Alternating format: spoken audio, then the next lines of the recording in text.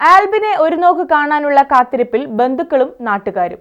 കഴിഞ്ഞ ദിവസം തടാകത്തിൽ കുളിക്കുന്നതിനിടയിൽ മുങ്ങിപ്പോയ ഇടുക്കി ആനച്ചാൽ സ്വദേശിയായ ആൽബിന്റെ മൃതദേഹം ഇന്നലെയാണ് ലാത്വിയയുടെ തലസ്ഥാനമായ റിഗയിലെ ജലാശയത്തിൽ നിന്നും കണ്ടെത്തിയത്. ഇടുക്കി ആനച്ചാൽ സ്വദേശികളായ അറക്കൽ ഷിൻഡോ റീന ദമ്പതികളുടെ മകനായ ആൽബിനെ കഴിഞ്ഞ വ്യാഴാഴ്ചയാണ് വടക്കൻ യൂറോപ്പിലെ ലാത്വിയയുടെ തലസ്ഥാനമായ റിഗയിലെ തടാകത്തിൽ കുളിക്കുന്നതിനിടയിൽ കാണാതായത്. പിന്നീട് തുടർച്ചയായ ദിവസങ്ങളിൽ തിരച്ചിൽ നടത്തിയെങ്കിലും ആൽബിനെ കണ്ടെത്താൻ കഴിഞ്ഞിരുന്നില്ല. ഇതിനെ തുടർന്ന് ലാത്വിയയിലെ മലയാളി അസോസിയേഷനും വിദ്യാർത്ഥികളും ചേർന്ന് ഇന്നലെ നടത്തിയ പരിശോധനയിൽ മൃതദേഹം കണ്ടെത്തുകയായിരുന്നു. മൃതദേഹം കണ്ടെത്തിയതോടെ ആൽബിനെ അവസാനമായി ഒരു നോക്ക് കാണുവാനുള്ള കാത്തിരിപ്പിലാണ് ആൽബിന്റെ ബന്ധുക്കളും നാട്ടുകാരും. വ്യാഴാഴ്ച ലാറ്റ്വിയയിൽ വെച്ച് അപകടത്തിൽപ്പെട്ട് നീന്തലിനിടയിൽ മരിച്ചുപോയ എൻ്റെ അനുജന്റെ മകനെ ഡെഡ് ബോഡി ലഭിച്ചിട്ടുണ്ട്. ഇന്നാണ് അറിയിപ്പ് കിട്ടിയത്. എംബസിയിൽ നിന്നും വിളിച്ചു. അതുകൂടാതെ അവിടെയുള്ള മലയാളീസും ഞങ്ങളുടെ ഒരു ബന്ധു അവിടെ എത്തിയിട്ടുണ്ട്. അദ്ദേഹവും സ്ഥിരീകരിച്ചിട്ടുണ്ട്. ഇപ്പോൾ അവരുടെ ലോക്കൽ അതോറിറ്റീസ് വന്ന് റിക്കവർ ചെയ്ത് ഹോസ്പിറ്റലിൽ മോർച്ചറിയിൽ വെച്ചിട്ടുള്ളതായിട്ടാണ് അറിയാൻ കഴിഞ്ഞത്. ഇനിയിപ്പോൾ അത്രയും നടപടിക്രമങ്ങൾ പൂർത്തിയാക്കി നാട്ടിലേക്ക് എത്തിക്കാനുള്ള ശ്രമങ്ങളാണ് നടക്കേണ്ടത്. അതിനെക്കുറിച്ച് അന്വേഷിച്ചപ്പോൾ ഹ്യൂജ് എമൗണ്ട് ആകുമെന്നൊക്കെയാണ് അറിയാൻ കഴിഞ്ഞത്. ഞങ്ങൾ നിർത്തന കുടുംബമാണ്, ഞങ്ങൾക്ക് താങ്ങാനാവില്ല. അതുകൊണ്ട് കേന്ദ്ര ഗവൺമെന്റിന്റെയും കേരള ഗവൺമെന്റിന്റെയും പ്രത്യേകമായ ശ്രദ്ധ ഈ കാര്യത്തിൽ പതിയണമെന്ന് അപേക്ഷിക്കുകയാണ്.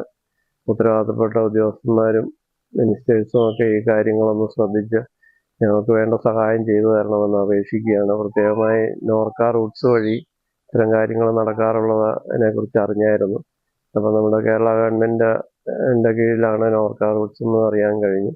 അതുകൊണ്ട് ബഹുമാനപ്പെട്ട CM ഇതിൽ ഇടപെട്ട് ഞങ്ങൾക്ക് വേണ്ട ആശ്വാസം നൽകണമെന്ന് അപേക്ഷിക്കുകയാണ്. അതുപോലെ നമ്മുടെ ഇടുക്കി MP ഒത്തിരി കാര്യങ്ങളിൽ സഹായിക്കുന്നുണ്ട്. അദ്ദേഹത്തിനോട് അപേക്ഷിക്കുകയാണ് ഇനിയുള്ള കാര്യങ്ങളിൽ എത്രയും പെട്ടെന്ന് ഈ കുട്ടിയുടെ ഡെഡ് ബോഡി നാട്ടിലെത്തിച്ച് ഞങ്ങളുടെ സ്വന്തം ഇടവകയിൽ സംസ്കരിക്കാനുള്ള ഏർപ്പാടുകൾ ചെയ്തു തരണമെന്ന് താഴ്മയായി അപേക്ഷിക്കുന്നു. കായിക താരമായിരുന്ന ആൽബിൻ 8 മാസങ്ങൾക്ക് മുൻപാണ് ഉപരിപഠനത്തിനായി വിദേശത്തേക്ക് പോയത്. പിതാവ് ഷിൻഡോ ജീപ്പ് ഡ്രൈവറാണ്. മാതാവ് റീന അധ്യാപികയുമാണ്. ആൽബിന്റെ മൃതദേഹം വേഗത്തിൽ നാട്ടിലെത്തിക്കുവാനുള്ള ഇടപെടൽ കേന്ദ്ര സംസ്ഥാന സർക്കാരുകളുടെ ഭാഗത്തു നിന്നും ഉണ്ടാകണമെന്ന ആവശ്യത്തിലാണ് മാതാപിതാക്കളും ബന്ധുക്കളും. News bureau, Adimali. Al Azhar Group of Institutions, 16 institutions offering 56 plus programs, serving 7,000 plus students. Al Azhar, the most versatile campus in South India since 2002. K.M. Musa Haji, founder, chairman, Al Azhar Group of Institutions, Thodupuzha, had a profound vision of providing high quality education to the youth. He wished to elevate the underprivileged and minority communities of the Idukki district by offering exceptional educational facilities. Located in the greenest city of Kerala, Al Azhar offers an adorable environment for learning with 127 acres extensive campus, molding generations from kindergarten to masters.